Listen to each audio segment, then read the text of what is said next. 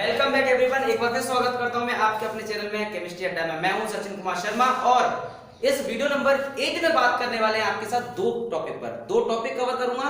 पहला टॉपिक रहेगा हमारा फिनोक्साइड आयन, फिनॉल से क्यों ज्यादा स्टेबल होता है, और दूसरा टॉपिक जो कवर करने वाला हूं वो यहां पर हम कवर करेंगे effect of substituent on the acidic strength of phenol, मतलब इलेक्ट्रॉन डोनेटिंग और इलेक्ट्रॉन विड्रॉइंग ग्रुप अगर कभी भी फिनॉल के साथ लगे हों तो उनमें एसिडिक स्ट्रेंथ बढ़ती है और कब घटती है, इस बारे में हम आपसे बात करने वाले हैं। राइट, सो वीडियो को लंबा ना करते हुए स्टार्ट करते हैं। लेकिन वीडियो को स्टार्ट करने से पहले प्लीज वीडियो को लाइक कर दीजिए, शेयर कर दीजिएगा और सब्सक्राइब कर दीजिएगा, क्योंकि आपका लाइक, आपका शेयर, आपका सब्सक्राइब हमारे हौसले को बुलंद करता है और आपकी तरफ से पॉजिटिव मोटिवेशन का कारण बनता है।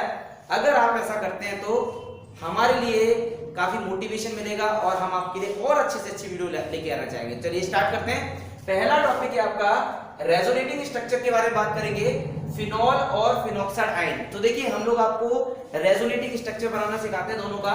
रेजोनेटिंग स्ट्रक्चर कैसे बनता है जरा ध्यान दीजिए। फिनॉल के लिए रेजोनेटिंग स्ट्रक्चर अगर आप बनाना चाहते हैं तो आपको सबसे पहले रेजोनेटिंग स्ट्रक्चर बनाने के लिए फिनॉल का स्ट्रक्चर बनाना चाहिए कुछ इस तरह से, ये 3 बॉन्ड। और पहले आप एक काम करें, कभी भी आपको रेजोनेंस शो करना है तो रेजोनेंस शो करने से पहले आप इनका जो रफ स्ट्रक्चर है आप उसे बना लेंगे तो आपको ज्यादा बेटर पड़ेगा। ठीक है, तो आपको यहाँ प्रॉब्लम नहीं आएगी। इसके टोटल 6 स्ट्रक्चर बनाने हैं आपको, 5 इन्वॉल्व होते हैं और एक इक्विवेलेंट स्ट्रक्चर आप बना सकते हैं। 5 से भी काम चल जाता है, ये 4 हो गए। 5वां स्ट्रक्चर आपका इस तरह से, ध्यान दें। तो फिलहाल तो हम इसका जो स्ट्रक्चर बना रहे हैं ये इक्विवेलेंट वाला स्ट्रक्चर रहेगा, ये फाइनल स्ट्रक्चर होता है। ठीक है, 5 रेजोनेटिंग स्ट्रक्चर में यूज होते हैं। तो देखिए यहाँ पर क्या करना है, रेजोनेंस में जो बेंजीन रिंग होती है वो माइनस आई इफेक्ट शो करती है। माइनस आई इफेक्ट शो करने का मतलब होता है बेंजीन रिंग इलेक्ट्रॉन को विड्रॉ करती है। जब बेंजीन रिंग इलेक्ट्रॉन को विड्रॉ करेगी तो ये जो इलेक्ट्रॉन है वो यहाँ माइग्रेट हो जाएंगे, इस बॉन्ड पर माइग्रेट हो जाएंगे।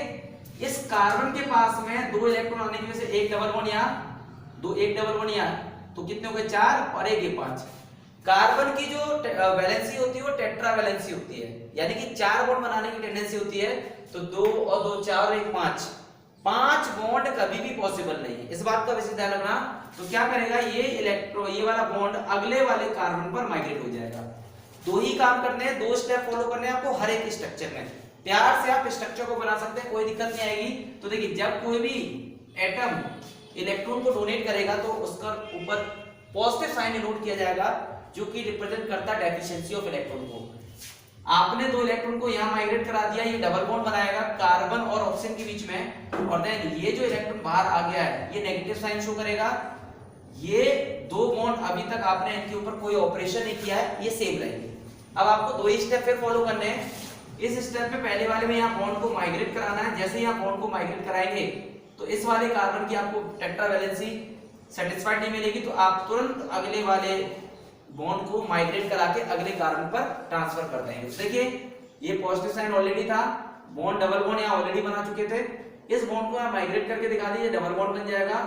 ये बॉन्ड आपने बाहर कर दिया, ये नेगेटिव साइन, और इस बॉन्ड पर अभी तक कोई ऑपरेशन नहीं हुआ है। देन अब अगले वाले में क्या करना है, इसमें इसको यहाँ माइग्रेट करो नेगेटिव साइन को, और बॉन्ड को अगले वाले कार्बन पर माइग्रेट करते हैं। क्या मिलेगा, ये पॉजिटिव साइन यहाँ पर ये बना चुके थे आप, इस बार ये वाला बॉन्ड बनेगा और ये वाला बॉन्ड आपने बाहर रिप्रेजेंट कर दिया नेगेटिव साइन की फॉर्म में।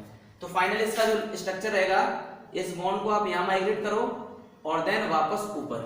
ठीक है, तो ये साइन आपको ऊपर मिलेगा। क्या मिलने वाला है यहाँ पर, 2 इलेक्ट्रॉन जो यहाँ से हमने कम किए थे वो 2 इलेक्ट्रॉन वापस आ जाएंगे, पूरे 4 इलेक्ट्रॉन हो जाएंगे, नहीं 2 लोन पेयर। और ये इलेक्ट्रॉन पेयर आप देखिए कुछ इस तरह से, ठीक है। तो आपको यहाँ पर फिनॉल का रेजोनेटिंग स्ट्रक्चर मिल जाएगा और ये इक्विवेलेंट स्ट्रक्चर है जिसमें आप बॉन्ड के मूवमेंट को, डीलोकलाइजेशन को रिंग से भी रिप्रेजेंट कर सकते हैं। तो उम्मीद करता हूं ये बात आपको समझ में आ गई होगी। तो इसमें structure number 1, structure number 2, structure number third, structure number fourth, structure number fifth और स्ट्रक्चर नंबर सिक्स तो हम इक्विवेलेंट रखते हैं। तो जरा ध्यान से देखिए, स्ट्रक्चर सेकेंड, स्ट्रक्चर थर्ड और स्ट्रक्चर फोर्थ, इन तीनों स्ट्रक्चर में आप जरा गौर से देखिए, ऑक्सीजन के ऊपर पॉजिटिव साइन है और बाहर इनके नेगेटिव साइन है। तो इस स्ट्रक्चर में पॉजिटिव और नेगेटिव साइन बियर करता है और साथ में ऑक्सीजन पर इलेक्ट्रॉन की डेफिशिएंसी होती है। इलेक्ट्रॉन की डेफिशिएंसी होती है तो अपने आप को स्टेबलाइज करने के लिए ये हाइड्रोजन, ऑक्सीजन और हाइड्रोजन बॉन्ड को अपनी तरफ अट्रैक्ट करता है। यानी ऑक्सीजन और हाइड्रोजन के जो बॉन्ड होते हैं, इनके इलेक्ट्रॉन के शेयर्ड पेयर को अपनी तरफ अट्रैक्ट करता है और फिनॉल जो है वो एक H+ को डोनेट करता है इस तरह से, और ये फिनॉक्साइड आयन बना लेता है और H+ आयन को डोनेट कर देता है कुछ इस तरह से। और ये बात रिप्रेजेंट करती है कि फिनॉल एसिडिक होता है। तो यहाँ का जो मेरा टॉपिक भी है वो ये है कि फिनॉल और फिनॉक्साइड आयन दोनों का रेजोनेंस बताऊंगा। तो टॉपिक में आप कवर करेंगे फिनॉक्साइड आयन ज्यादा स्टेबल होता है इन कंपैरिजन टू फिनॉल, और इसके पीछे वजह भी बताएंगे। तो देखिए, एक बार आपने फिनॉल का रेजोनेंस बना लिया, अब हम आपको फिनॉक्साइड आयन का रेजोनेंस बनाने की कोशिश कर रहे हैं। यहाँ पे जरा ध्यान से देखिएगा, उसी तरह से हम पहले सारे स्ट्रक्चर को बना लेंगे जैसे आपने पहले बनाए थे। ये है आपका रेजोनेटिंग स्ट्रक्चर बनाने का तरीका। तो पहले आप सारे बॉक्स बना लीजिए इस तरह से, तो आपको यहाँ दिक्कत नहीं आएगी। फटाफट फटाफट आप बॉन्ड को माइग्रेट कराते जाएंगे, कोई इशू नहीं आएगा। और फिर आपकी इच्छाओं पर डिपेंड करता है आप कैसे कंफर्टेबल हैं, आप अपने तरीके से भी चल सकते हैं, बशर्ते स्ट्रक्चर में गलती नहीं होनी चाहिए। ठीक है, देखिए 5 स्ट्रक्चर आप बनाएंगे, सफिशिएंट रहेंगे आपके 5 स्ट्रक्चर। देखिए अब क्या करना है, आपको सेम काम करना है, सारे स्ट्रक्चर सेम रहने वाले हैं। इसको यहाँ माइग्रेट करो, 5 बॉन्ड इस कार्बन के हो जाएंगे, इसको तुरंत आप यहाँ माइग्रेट कर दोगे तो टेट्रा वैलेंसी सेटिस्फाइड हो जाएगा। यहाँ पर 6 इलेक्ट्रॉन थे, कितने रह जाएंगे 4। इस बॉन्ड को आपने यहाँ माइग्रेट कर दिया और ये बाहर आ जाएगा एक इलेक्ट्रॉन। ठीक है, नेगेटिव साइन बाहर, और ये बाकी 2 बॉन्ड पर कोई ऑपरेशन नहीं किया। देन अब हम क्या करने वाले हैं, यहाँ पर ये तो सब चीजें सेम रहने वाली हैं, 4 इलेक्ट्रॉन अपनी जगह रहेंगे।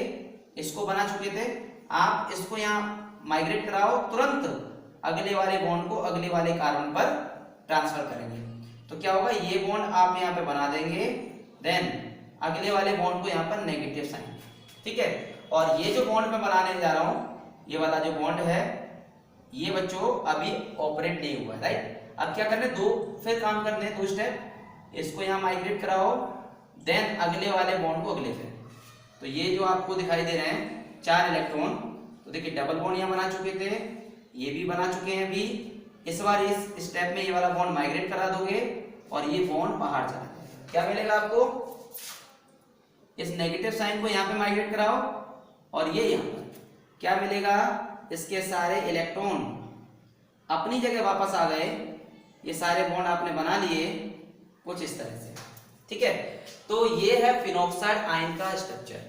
तो इसमें देखो, इसका ये फर्स्ट स्ट्रक्चर हो गया, इसका ये सेकंड स्ट्रक्चर हो गया, इसका ये थर्ड स्ट्रक्चर हो गया, इसका ये फोर्थ स्ट्रक्चर और इसका ये फिफ्थ स्ट्रक्चर। जरा ध्यान से देखिए, आपको पहले क्वेश्चन का जवाब देने वाले हैं कि why phenoxide ion is more stable then phenol. ठीक है, तो देखिए फिनॉल में एक्चुअली रेजोनेंस होता है, रेजोनेंस की वजह से यहाँ ऑक्सीजन पर इलेक्ट्रॉन की डेफिशिएंसी आ जाती है। इस डेफिशिएंसी को पूरा करने के लिए ऑक्सीजन इलेक्ट्रोनेगेटिव होने की वजह से ऑक्सीजन और हाइड्रोजन के बीच में शेयर्ड पेयर ऑफ इलेक्ट्रॉन को अट्रैक्ट करता है। जब अट्रैक्ट करेगा तो ये अपना एक H+ लूज करेगा, जिसकी वजह से बनता है फिनॉक्साइड आयन। यानी कि H+ आयन लॉस करने के बाद फिनॉक्साइड आयन फिनॉल से ज्यादा स्टेबल हो जाता है। इसके पीछे वजह सुनो, यहाँ का ऑब्जर्व करो, पॉजिटिव और नेगेटिव साइन आपको दिखाई देगा सेकंड स्ट्रक्चर में, थर्ड स्ट्रक्चर में, फोर्थ स्ट्रक्चर में। आप देखिए यहाँ पर पॉजिटिव और नेगेटिव साइन इंक्लूड होता है, और पॉजिटिव और नेगेटिव साइन को सेपरेट करने के लिए बहुत ज्यादा एनर्जी की आवश्यकता पड़ती है। ध्यान देना, पॉजिटिव और नेगेटिव साइन इस स्ट्रक्चर में जो दिखाई दे रहे हैं, इनको सेपरेट करने के लिए आपको बहुत ज्यादा एनर्जी की आवश्यकता पड़ने वाली है, इसलिए ये लेस स्टेबल होते हैं। जबकि आपको यहाँ दिखाई देगा इस सेकेंड थर्ड फोर्थ स्ट्रक्चर में आप देखिए केवल और केवल आपको नेगेटिव साइन दिखाई देगा, और नेगेटिव साइन की वजह से ये जो स्ट्रक्चर्स हैं ये सारे स्ट्रक्चर इक्वली स्टेबल हैं, एक जैसे हैं, इनमें कोई प्रॉब्लम नहीं है। ये स्ट्रक्चर सारे इक्वली स्टेबल हैं। इक्वली स्टेबल होने की वजह से फिनोक्साइड आयन की स्टेबिलिटी फिनॉल की कंपैरिजन में ज्यादा होती है। तो उम्मीद करता हूं ये वाला टॉपिक आपको पहला टॉपिक समझ में आ गया होगा। अब इसमें जो मैं बात करने वाला हूं वो दो टॉपिक पे बात करने वाला हूं। Effect of the substituent on the acidic strength of phenol. Phenol की जो एसिडिक स्ट्रेंथ है वो कब बढ़ सकती है और कब घट सकती है, इस पर हम आपसे बात करने वाले हैं।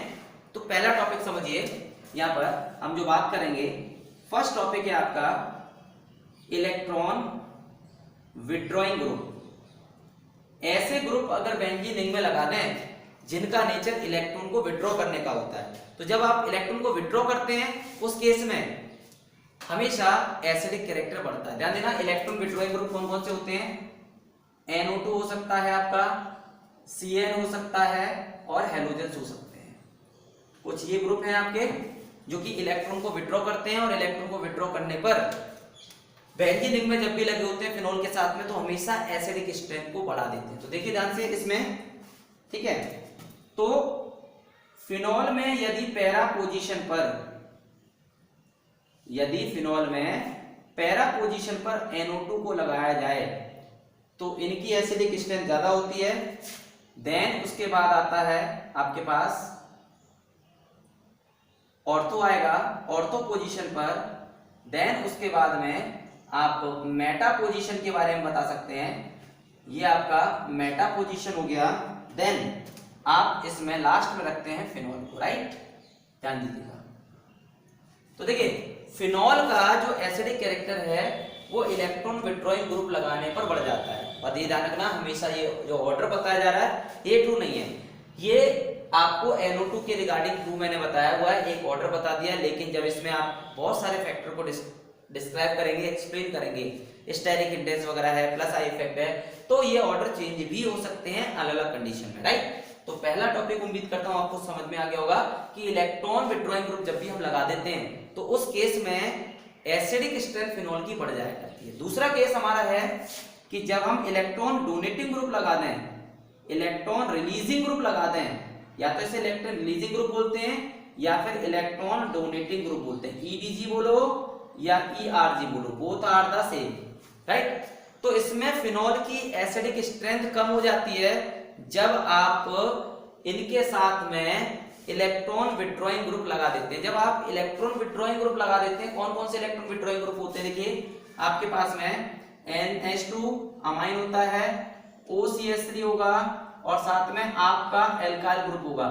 ये सारे ग्रुप आप देख सकते हैं इलेक्ट्रॉन डोनेटिंग ग्रुप हैं, और जब भी ये फिनॉल के साथ में लगाएंगे तो फिनॉल की जो एसिडिक स्ट्रेंथ है वो हमेशा कम होने वाली है। तो बड़ा ध्यान से देखिएगा स्ट्रक्चर को। तो हम आपको यहाँ पर इनके स्ट्रक्चर की एसिडिक स्ट्रेंथ के बारे में डिस्कस करेंगे। तो एसिडिक स्ट्रेंथ में आप लोग को जो डिस्कस करने वाले हैं वो इलेक्ट्रॉन विड्रॉइंग ग्रुप लगा देते हैं, ठीक है। तो इलेक्ट्रॉन विड्रॉइंग ग्रुप में ध्यान देना, सबसे ज्यादा यहाँ पर खुद ब खुद फिनॉल होगा डिस्कस। स्ट्रक्चर में जो एसिडिक होगा वो सबसे ज्यादा फिनॉल होने वाला है, राइट। उसके बाद यहाँ पर हम लोग जो बात करेंगे, अगर यहाँ पर हम एग्जांपल लेते हैं क्रोसॉल का, ये क्रोसॉल होता है जहां हम यहाँ पर इसमें एल्काइल ग्रुप लगा दें मेटा पोजीशन पर। एल्काइल ग्रुप जब आप लगा दोगे तो क्या रहने वाला है? ये मेटा पोजीशन हो गया। देन इसमें हम लगाएंगे देन पैरा पोजीशन पर और देन लगाएंगे ऑर्थो पोजीशन पर। तो ये इनका ऑर्डर है, बड़े ध्यान से समझना ऑर्डर को। देखिए तो ये क्रिसॉल, तो इसमें आप ऑर्डर देखिए, फिनॉल जो होता है वो सबसे ज्यादा एसिडिक होगा in comparison to meta cresol, para cresol और ऑर्थो क्रिसॉल के कंपैरिजन में। तो ये है इनकी एसिडिक स्ट्रेंथ का ऑर्डर जो कि आपने देखा। इनमें कुछ फैक्टर को चेंज करने के बाद आप लोग देख सकते हैं कि एसिडिक स्ट्रेंथ को थोड़ा सा हम, एक्सेप्शन तो हर जगह होते हैं तो हम चेंज भी कर सकते हैं। उम्मीद करता हूं आपको मैंने ये 2 टॉपिक कवर किए इस वीडियो में। दोनों टॉपिक आपको बहुत अच्छे से समझ में आए होंगे। अगर वीडियो अच्छा लगा हो तो वीडियो को लाइक करिए, क्योंकि आपका एक लाइक, एक आपका शेयर हमें पॉजिटिव मोटिवेशन देता है। तो मिलते हैं आपको अगली वीडियो में। नमस्कार।